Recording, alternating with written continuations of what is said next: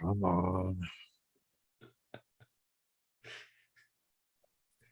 I'm glad I'm not in charge of this stuff anymore. Yeah, Slow me as too. molasses in January. I feel for you, Doc. See what happens when you volunteer? Yep. Nothing There good we go. comes of it. Okay, we got that right now.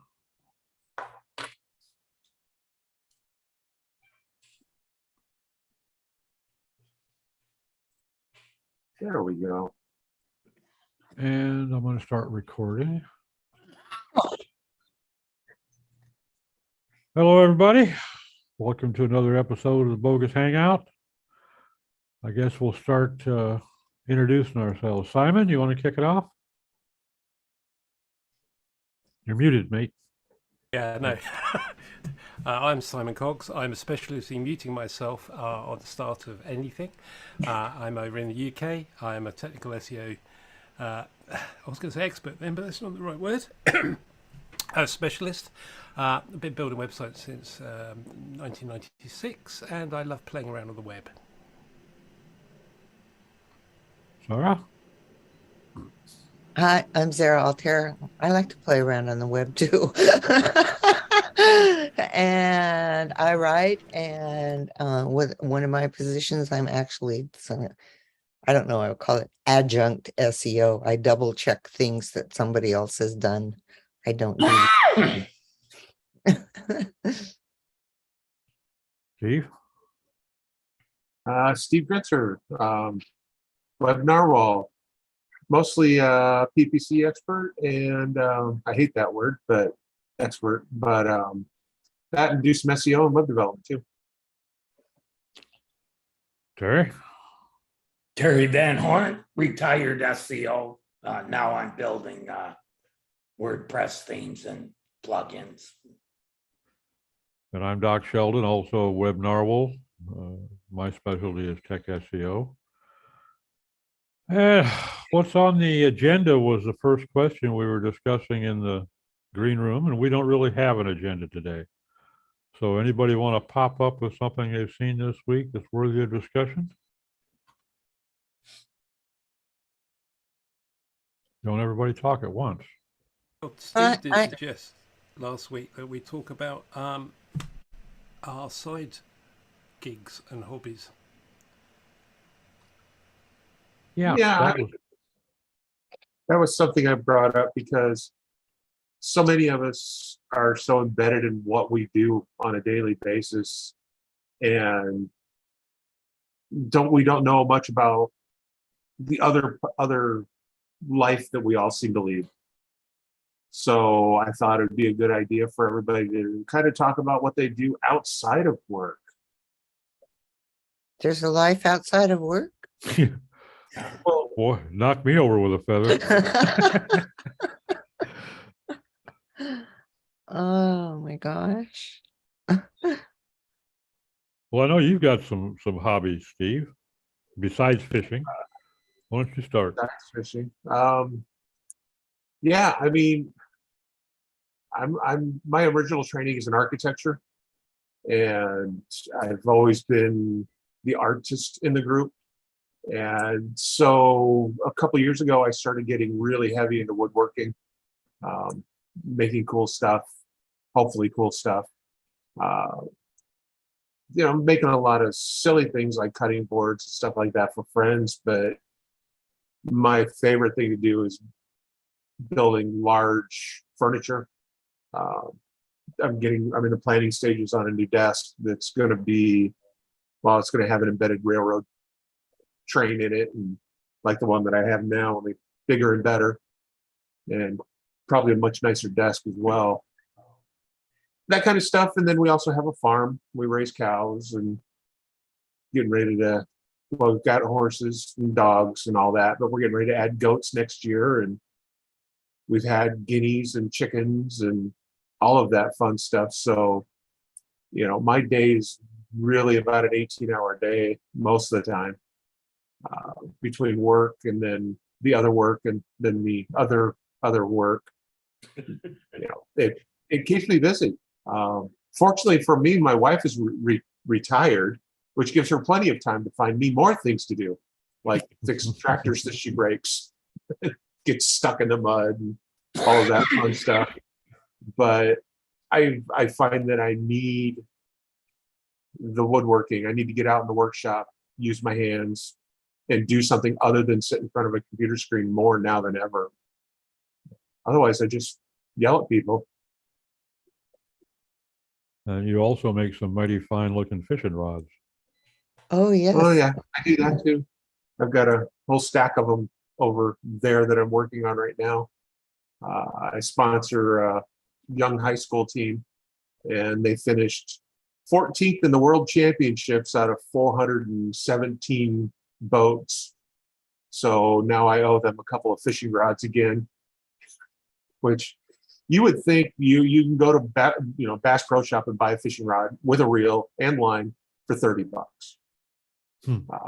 The rods I make, the blank alone is $200.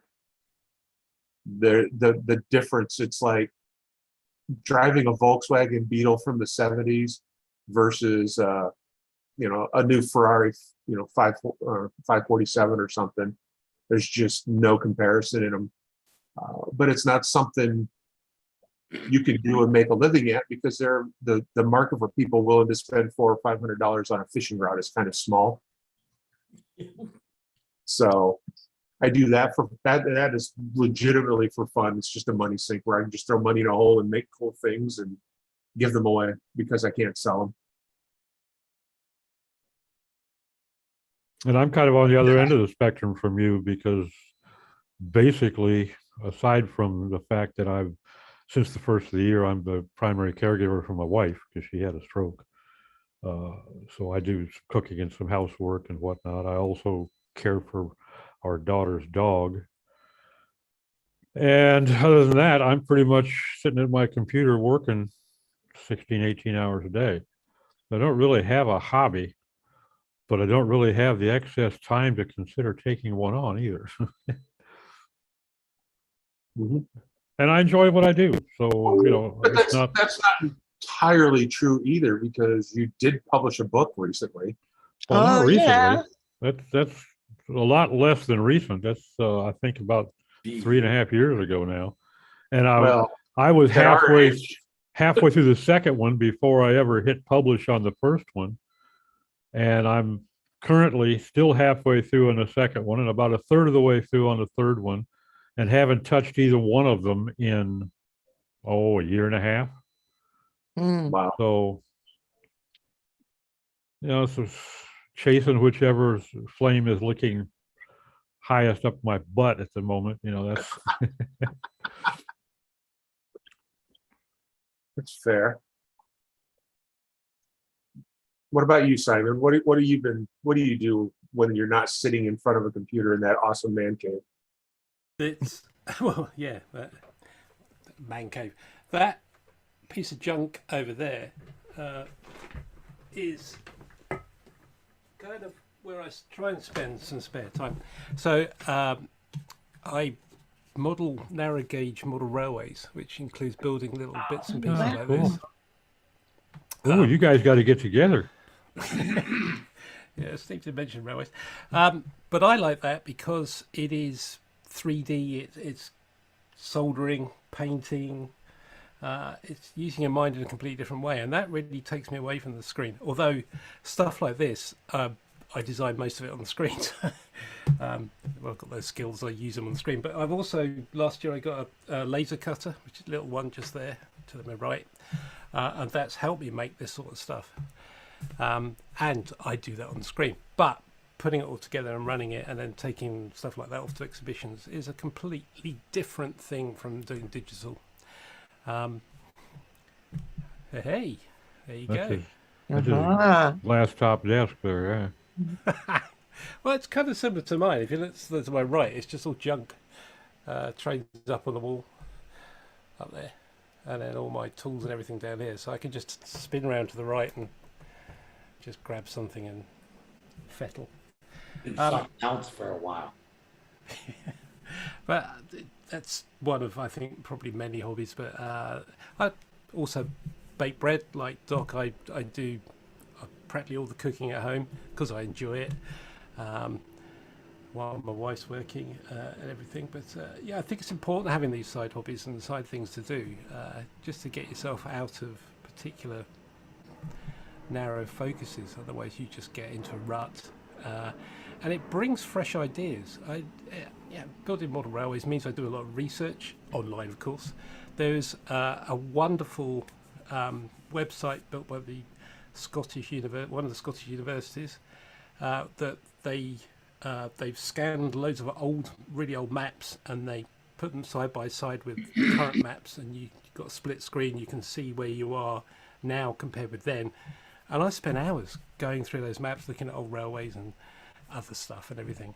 So the research side of doing all this is just great, because this railway I'm putting together there is based in Cornwall. So I spent a day looking up how they build the hedges in Cornwall. They're not like normal hedges on fields. They got stone and earth base on them with the hedges on the top.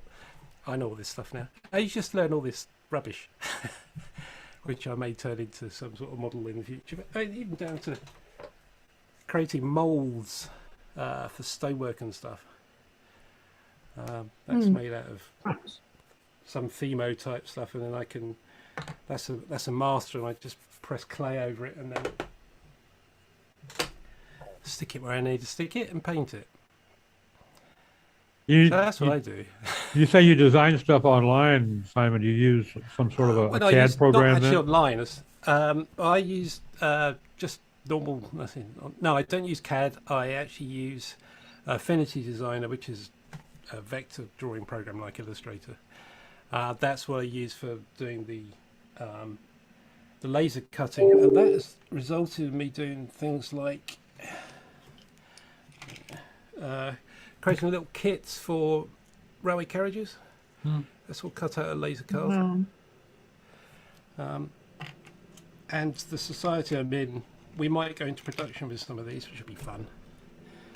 So yeah, I draw that up in Affinity Designer with vector graphics and output to the laser, or through another program, which is called, I've forgotten, Lightburn, which is good fun. It's good fun burning things and seeing how many passes it took me 6 months to realise I was running my laser on quarter power, and when I realised I got one of the settings wrong. And I was like doing 20 passes on this really thin bit of material, and it just wasn't cutting through it. I was like, oh, what do I do? And then I realised I'd got it all wrong, and it was like 2 passes. Brilliant. But say it's kind of a little bit digital in there, and I use those digital things that I'm interested in to help me do that. But that actually brings a lot more back into my digital working, because it just gives a different perspective, like fishing. I used to do a lot of fishing, Steve, as well, so not anymore, not for years, but getting out there in nature, is we like doing that as well, walking around the race course and picking fruit off the trees and stuff and bushes, but anything to get away from the humdrum of digital life, which can be very repetitive and churny.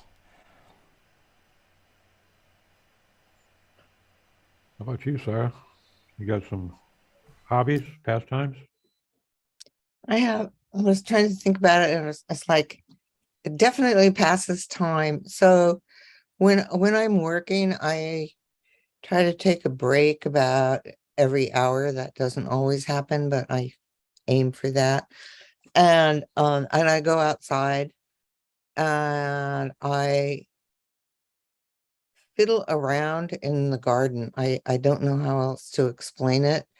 We have gophers aplenty here, and they drove the Russians out of California, and there's a reason. It's hard to get rid of them. And when I moved in, I just gardening freak, and I got all these plants and ground covers, and the blue ones here and the white ones there, and all this stuff. And they all died, just hundreds of plants all died. And I said, okay, that's it. Whatever grows here grows. And my landscaping theme is fake forest floor. And that's pretty much where I've been. But weeding, I think, is an occupation because I do a lot of weeding. And it just keeps everything going. I have my my agave plant, which is in a pot, and she struggles with the winter here because it gets cold. So she was touching the edges of the little mini greenhouse that I had this year. I don't know what I'm going to do next year. And even with that, there are like freeze burns on her leaves from the cold weather. It's just, it's kind of silly to take a tropical plant and try to make it exist in the Pacific Northwest. Anyway, and I also do write, which is also at the computer for the most part. So I've written several historical mysteries set in 6th century Italy, which involves a lot of research. And then for the theme for each story involves special research about whatever it is, inheritance laws in the 6th century. And those are fun. And right now I'm working on modern day police procedural set in Sonoma County, California. And I have had to learn a lot about how detectives operate in the real world. They carry a lot of equipment with them, a lot of equipment. So I just had a big discussion yesterday about radio waves and how to connect in the middle of a storm. So it's, some of my research is technical in that regard. You know, And the other thing I love to do outside of sitting in front of the computer is cooking. It's what I call good peasant food. It's nothing fancy, but mostly Mediterranean and North African foods with, fresh everythings and mixing the ingredients and I don't know, I call it playing with food. So that's pretty much it. I go hiking with my family. We go on what we call mini adventures and just go out in the woods and explore what's there. It is really beautiful here. So that's a lot of fun too. It's funny, you and Simon both touched on a lot of research that you do. And that's the one thing that I kind of got into when I was writing my book, was the research. And it was, it's basically a political military novel based around US and Russian technology. Mm-hmm. And amazing to me how much technology was readily available online. I mean, stuff that would have gotten you imprisoned for even thinking about 40 years ago now is available on 16 different websites. Yeah. And it was interesting. I learned an awful lot during the process. And, I started that line of the novel, of the plot thread, was because I had a naval history behind me. And that seemed to work out real well. But the deeper and deeper I got into it, of course, I've been out of the Navy for almost 40 years. So technology has leapt forward. And of course, I knew nothing about Russian technology. So that was interesting to me. So that was kind of a relief to me as well. It was a little bit of a breath of fresh air to do something just for me as opposed to for a client. How about you, Terry? Besides busting my chops, what do you do for fun? That's it. That's it.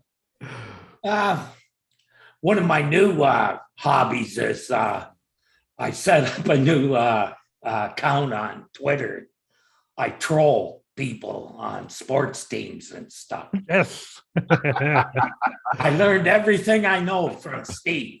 So Steve is the master. yes, he is. Yeah, I've always been really into sports, so I'll read for a couple hours in the morning about, what happened in games, players, that kind of stuff. But I've been doing sports since, well, I think I learned to skate when I was 3. So I've been playing sports pretty well all my life. Well, until I got older. At 18, I had to quit hockey because I smoked too many cigarettes. My name isn't Guy Lafleur, so I couldn't smoke a pack between games or between periods. So I'm doing a lot of that now. I actually am thinking about finding other SEOs who are or digital marketers who are into sports and have a show where we talk about sports and digital marketing. I'm kind of looking for another gig as well. I still like to do some technical SEO webinars and stuff. So I'm looking at that. And of course, I started building the theme too then. And that's basically my hobby now because, well, when I retired, at first I spent most of my time playing virtual golf, but after a year, I won every tournament and it became like not very much of a challenge.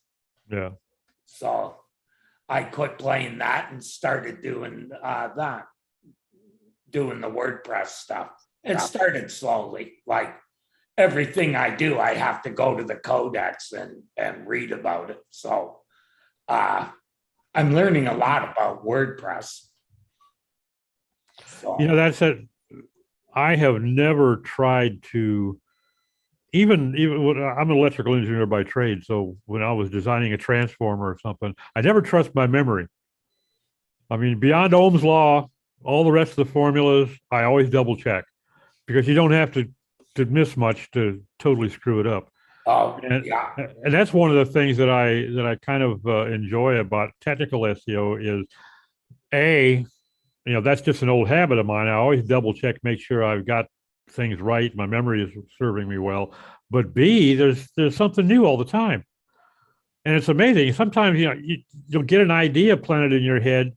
It may be somebody that's been doing it for 10 years longer than you have. It may be some kid that's got 2 years under his belt that just asks what some guys are calling a stupid question. But you know what? The only stupid question is the one that isn't asked. Yeah. Yeah. And I learned from some things from some people that I would never have, 20 years ago, I would not have thought I could learn anything from. But it's just, but I like it because it's always something new. And there's always, and there's never just one correct solution. Sometimes there's 3 or 4 different ways to attack a problem, so it's fun. That's one of the reasons that I enjoy it so much. And it's not like I'm pitting myself against Google. I don't put myself in that class by any means. It's just trying to read between the lines, figure out what they're trying to do next, figure out what do they really mean when they said this or didn't say that. And that's always been the game with Google, But I enjoy trying to figure out how wrong I've been on things. I may not have been wrong, but I wasn't nearly as right as I could have been if I'd thought about it differently. Yeah, there's always more than one way to do something. Yeah.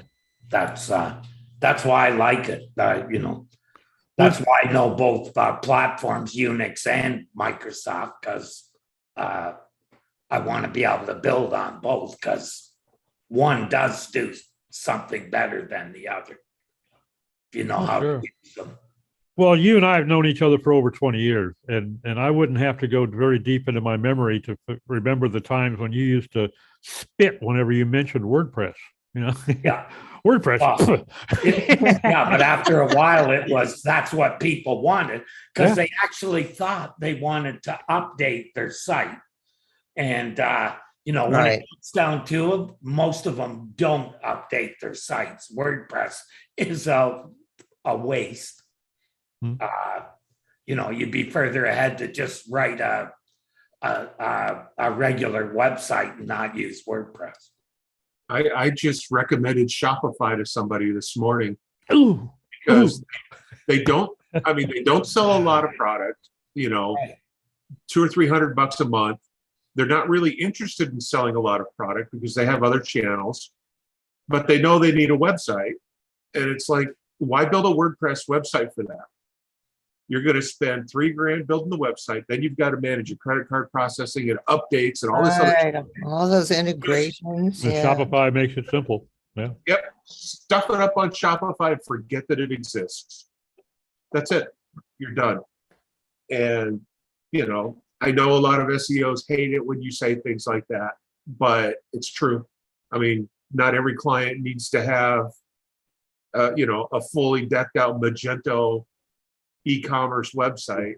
Magenta's even worse than fucking Shopify, if you ask me.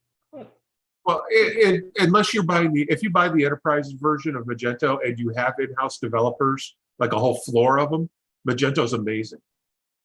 Yeah. But it's not for the small budgeted mom and pop store. It's just not.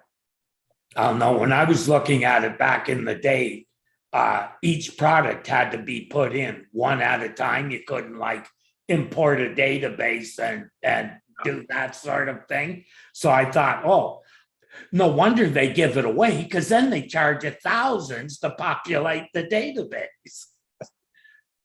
Yeah, It's- Magento has come a long way since the early days. Like I said, I find something I want to use and I don't bother experimenting until what I am using quits working.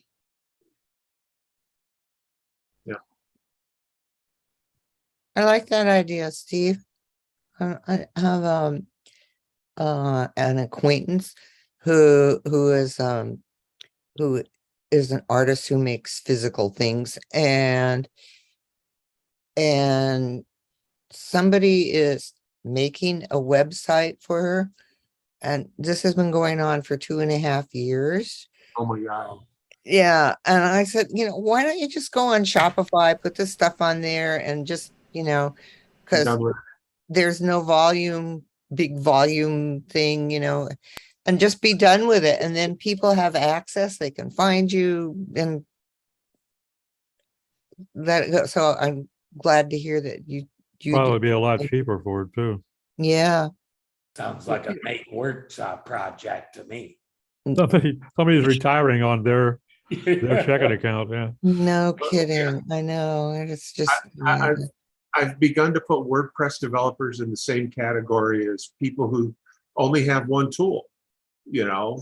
Everything looks like a nail when all you have is WordPress. So you're going to talk trash about all of the other platforms out there, and there are a lot of them out there. Yeah. And every one of them has an ideal customer. I'm no longer sure what WordPress's ideal customer is, because they've tried so hard to be everything to everybody. Serial entrepreneurs love them. Yeah, the nice thing about WordPress is you can bang up a website in 2 hours and be good to go. Mhm. So But there is are that. other options on that, though, even now. A couple of years ago, 2.5 years ago, the wife came over and said, we've got a new client, but they're on Wix. I was like, ooh. I don't know anything about Wix. And I thought, well, this is an opportunity for me to find out about Wix. And everything I read about Wix in the past was like, don't touch it. It's horrible. But we took them on. And I did a presentation a couple of years ago about my adventures in Wix and all the things I found that weren't quite as good as they could be. And then Wix contacted me, and I'm now on the SEO board of Wix. And they pay me to tell them what's going wrong. Which is really nice. But it turns out to be, now that they've done a lot of things, a very, very good tool for small businesses. And exactly that, get in, chuck your own content in, and then go and pay somebody like us to come along and just whiz it up a bit.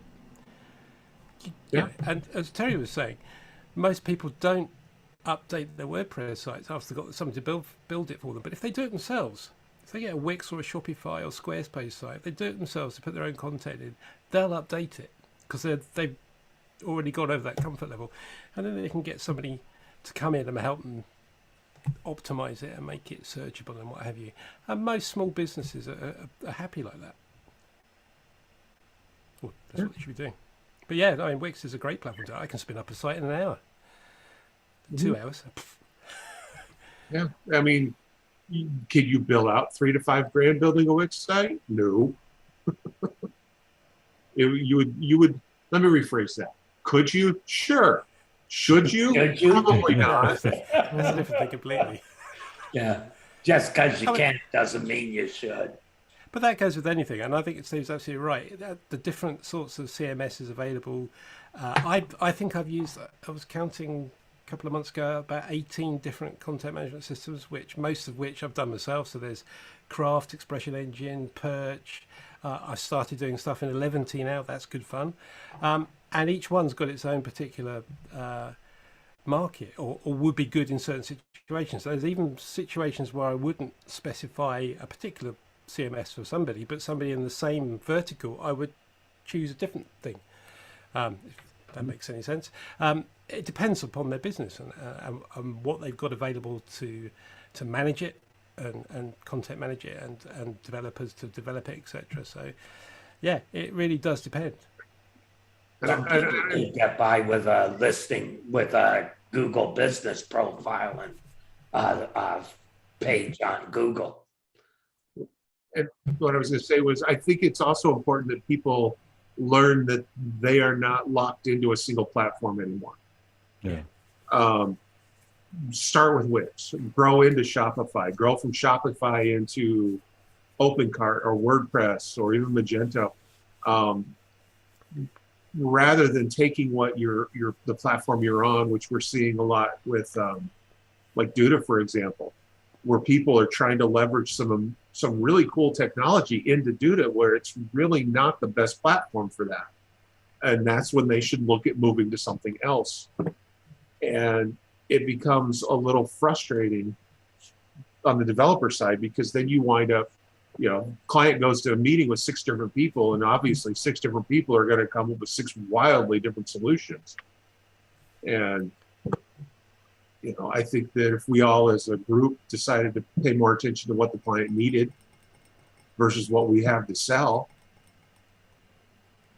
people would be better off. Yeah, that's a lot of SEOs. SEO is what they sell. Well, I think too, there's a tendency on a lot of folks' part, especially the folks that have only been at it for a short while. I did this and it worked great. Therefore, this will work great everywhere. Okay. And, the geography, the companies, the philosophies behind the management of the company, the customer base, all these things change. And that solution that worked fantastic for a cobbler in downtown Dayton might be the worst possible choice for a cobbler in the lower end of Chicago, Yeah. So, but it worked great in Dayton, so this is what we're going to do for you. And they charge the guy $12,000 and tank him I because don't think they're a one horse show, a one pony show. They don't know how to think and analyze and figure out what's really going to work best. Like, and I've been real vocal about it. I hate builders. I even hate WordPress's inherent, internal builder. But Gutenberg. Yeah, Gutenberg. I just I couldn't even say the word. It made me throw up a little in my throat. But there are times when a builder is an ideal solution, especially if somebody has. Well, no, I disagree, Terry. If a person has zero background whatsoever, if it's just a quote unquote mommy blogger, a block builder is okay. Right. Okay. However, if they want to move that that's different. Page to a non-builder page, guess what? None of it works. It'll only go one direction. Yeah. Right, because they use proprietary code. That's no longer true either. That's no longer true either. Really? There are platforms like CMS to CMS that don't Okay, actually yeah. access the behind the scenes code. They're simply scrapers that rebuild and upload. And we just recently scraped a Wix site into WordPress. When there is no direct path, there's nothing built into Wix to let you export all that data. And Not yet. for $200, I was very impressed with how well it pulled all of that data out of there and put it all back. Other than a handful of cleanup pages to clean up, the entire blog section moved across flawlessly. No, like 98% done. I was thinking more of the page builders that are plugins for WordPress. Very proprietary code. Yeah, but still, I personally, I like Divi, and a lot of people hate it, but Divi is huge. They have a huge share of the market, and you can really knock out a great looking website in very short order. And then if you want to take the time to convert that into a dedicated theme, you can do that. But why? And I've been real vocal. I mean, whining, moaning, and pissing about Divi since the first time that Steve put it up on one of our sites. But I just recently brought myself to admit to him, I still think it's a pain in the ass, mostly because I have not familiarized myself with it enough to be proficient at it. He has. But my God, the flexibility it offers you, the versatility is amazing. You can put together a fantastic looking page in no time at all. Yeah, I use mine's based on Bootstrap, so no. Well, and to the extent that you're willing to dig into it, you can do the same sort of thing with Bootstrap.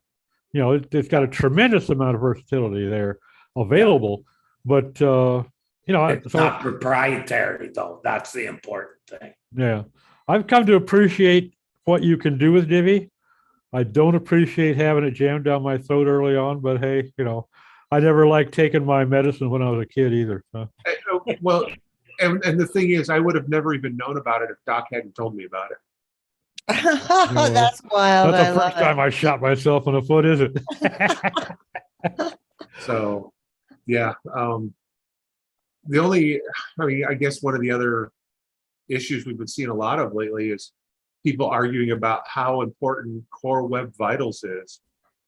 And, I'm watching people who are spending, 40, 50, 60 hours trying to squeeze one little teeny tiny nugget of speed because their Core Web Vitals says that this is wrong. And it seems like with all that time they're spending doing that, they'd be better off just creating really cool content.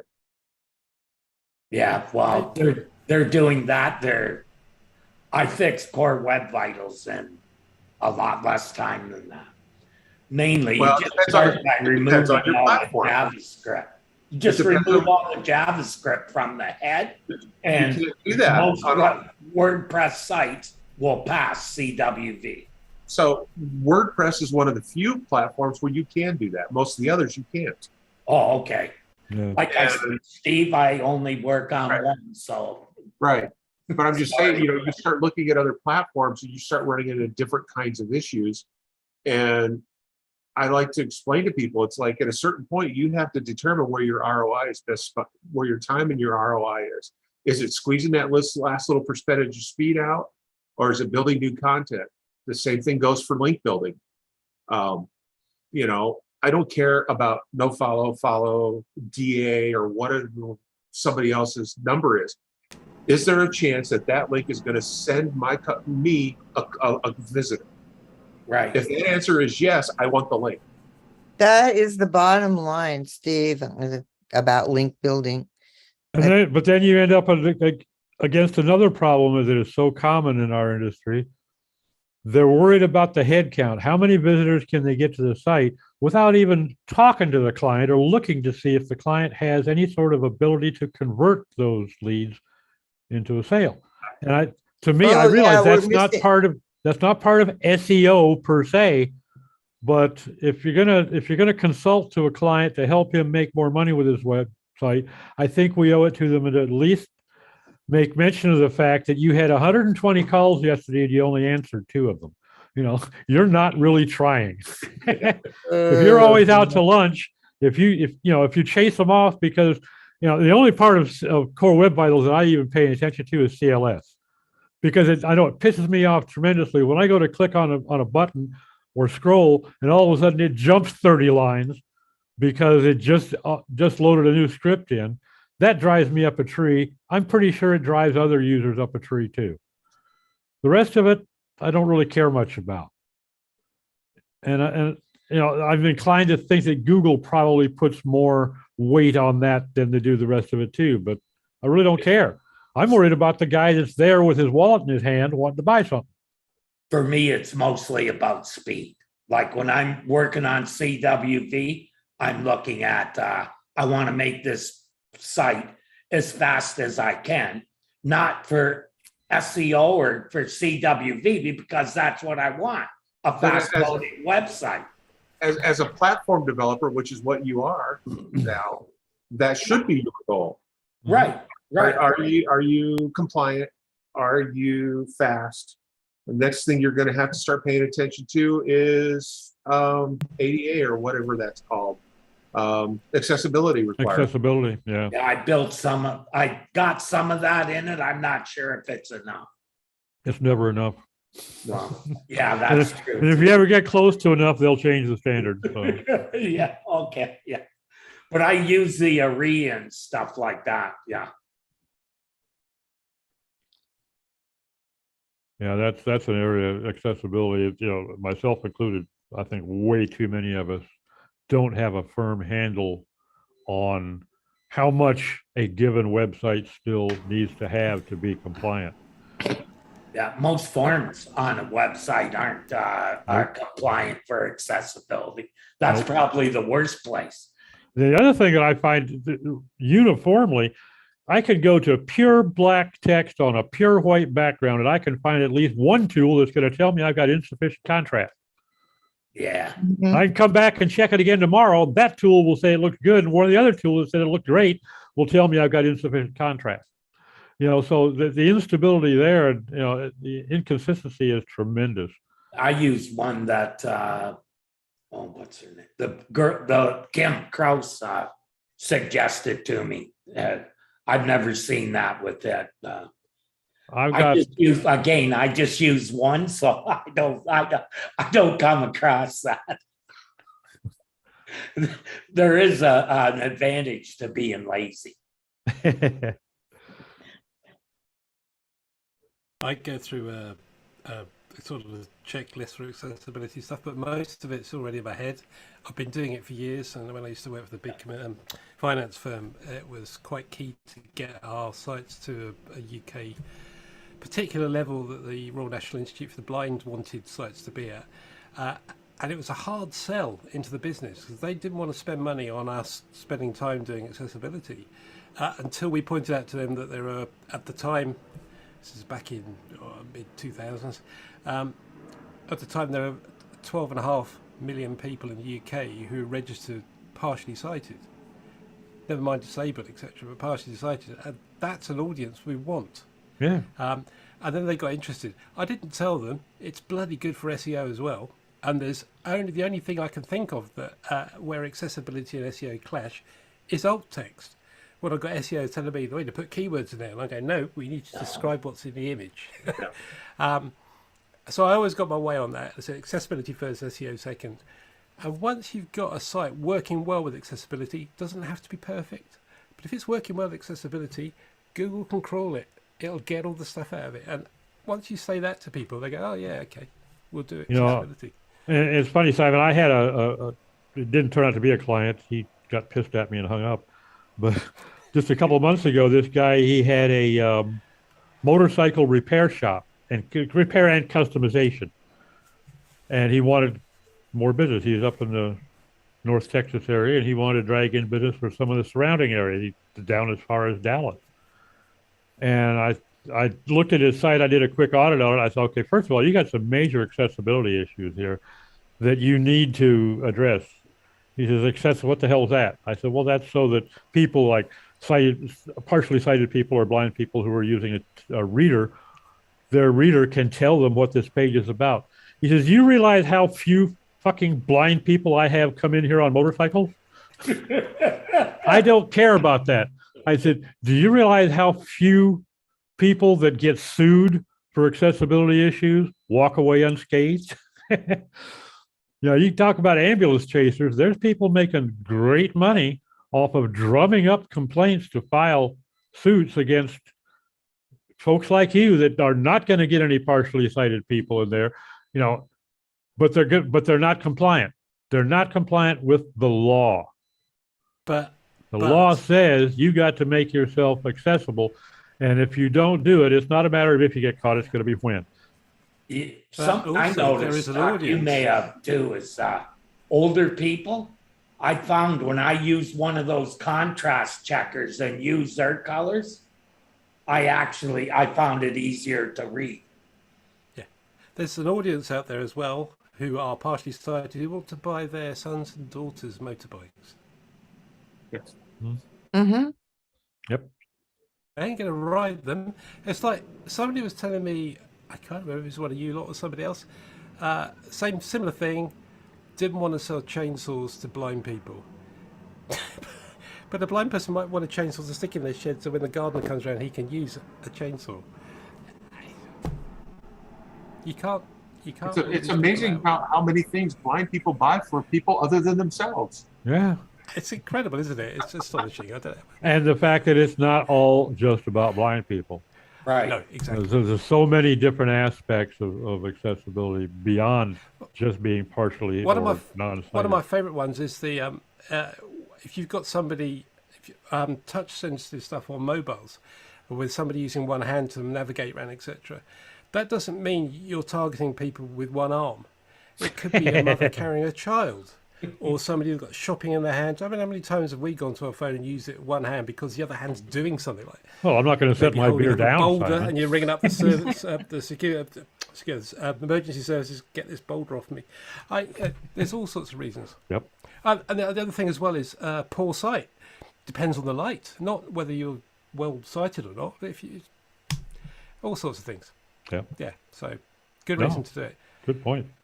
So, but who does that as a hobby? Because that's what we're really talking about.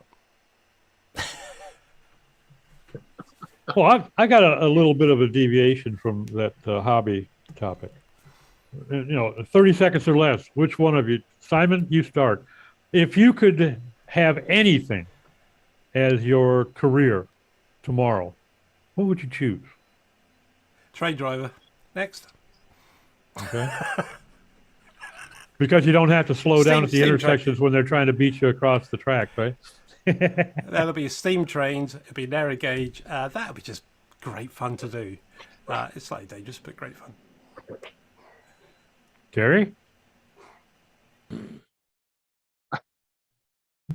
Oh no, I'm retired. I probably do. the last- You'd be retired, right? Yeah, I'd be retired.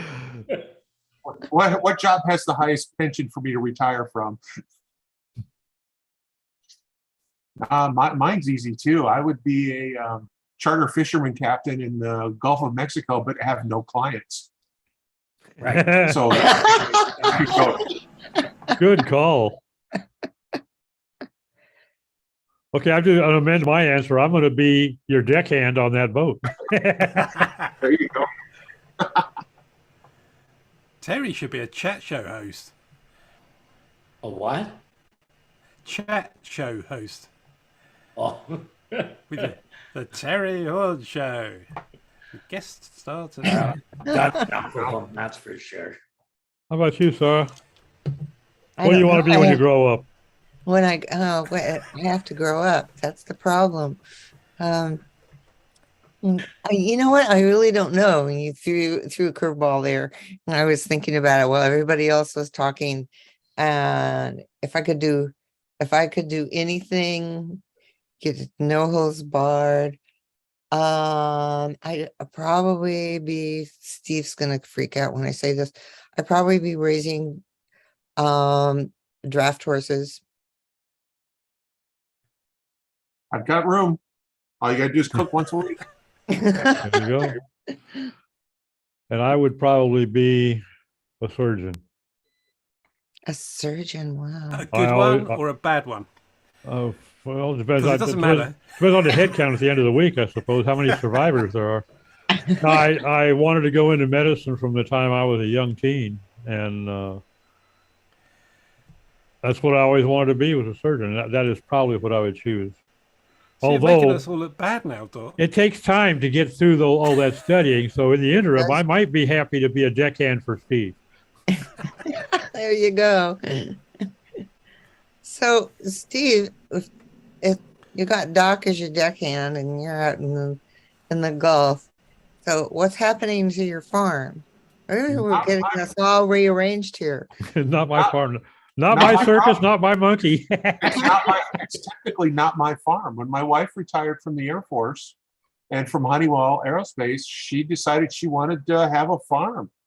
Oh, it's And- her farm. Okay. And so I had no reason to say no. After working her whole life, she couldn't have this thing. So now we have a farm, and 10 years in, she's just now starting to figure it out.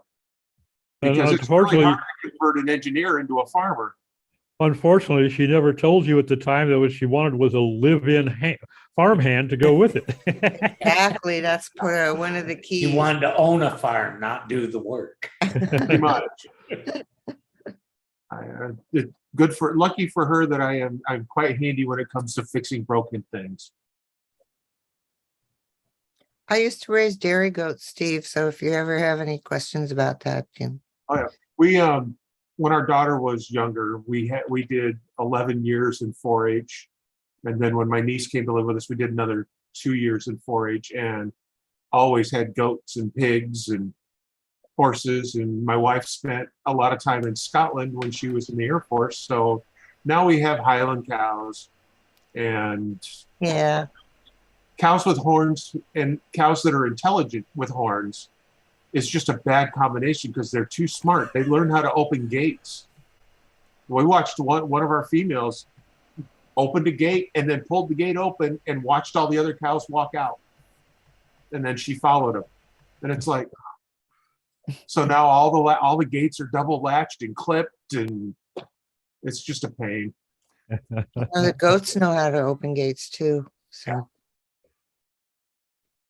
So yeah, it's fun. Sure.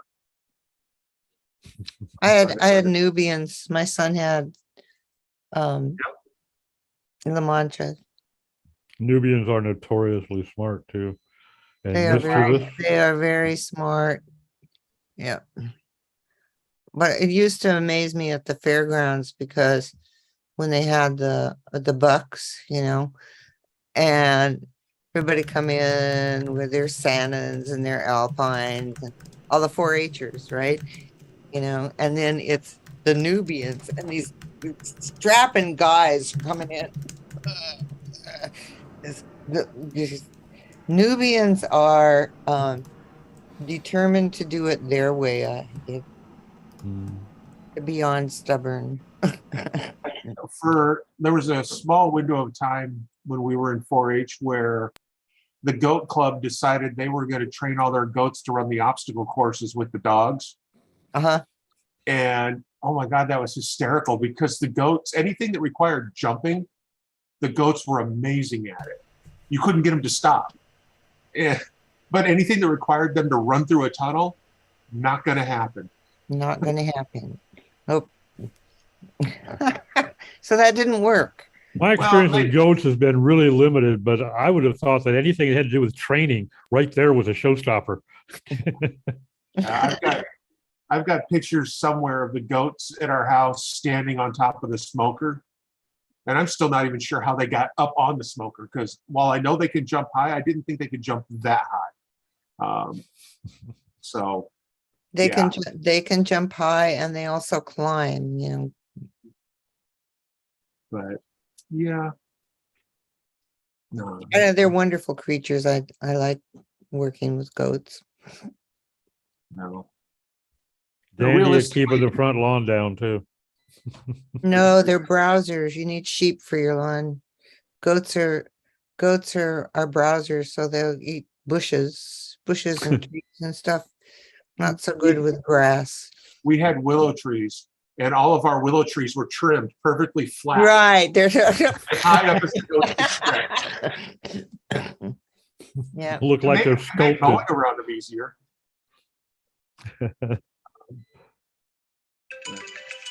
Yeah, I mean, so yeah, I mean, if real thing, if I were to able to swap careers today, other than the fishing thing, I'd probably be a woodworker right now.